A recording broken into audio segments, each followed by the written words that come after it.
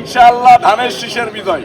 আমাদের রক্তের উপরে দিয়েই আজকে এই গণতান্ত্রিক প্রক্রিয়ায় ভোটের পরিবেশ। এই যে মানুষ নির্বিঘ্নে ভোট দিচ্ছে, ভোট কেন্দ্রে এসে নির্ভয়ে ভোট দিচ্ছে, এটা আমাদের রক্তের উপরে দাঁড়িয়ে আমাদের রক্তের অর্জন। আমার মা বোনরা কেমন আছেন? আমার নাম রবিউল ইসলাম নয়ন, চিনছেন? আমি ধানের শীষের লোক। আপনাকে তো সন্তান, ভালো থাকবেন। হ্যাঁ ইনশাআল্লাহ ভালো থাকবেন সবাই। হ্যাঁ আসসালামু আলাইকুম। আসসালামু আলাইকুম। ভালো আছেন না? আমি তো সিগনেচার করছিলাম। স্ট্রবেরি সুপার ডটেড ও ক্লাসিক ভ্যারিয়েন্টে সেন্সেশন জাগুক শিহরণ।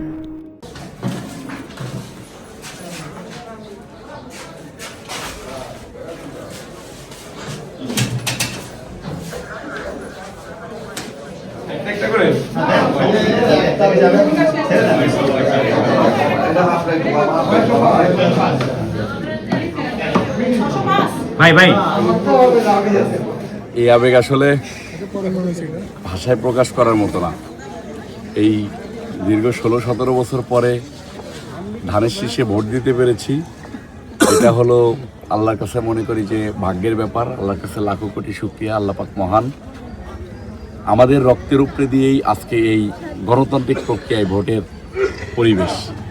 এই যে মানুষ নির্বিঘ্নে ভোট দিচ্ছে, ভোট কেন্দ্রে এসে নির্ভয়ে ভোট দিচ্ছে, এটা আমাদের রক্তের উপরে দাঁড়িয়ে আমাদের রক্তের অর্জন। এটার নেতৃত্ব দিয়েছেন বিএনপির চেয়ারম্যান জনাব তারেক রহমান সাহেব।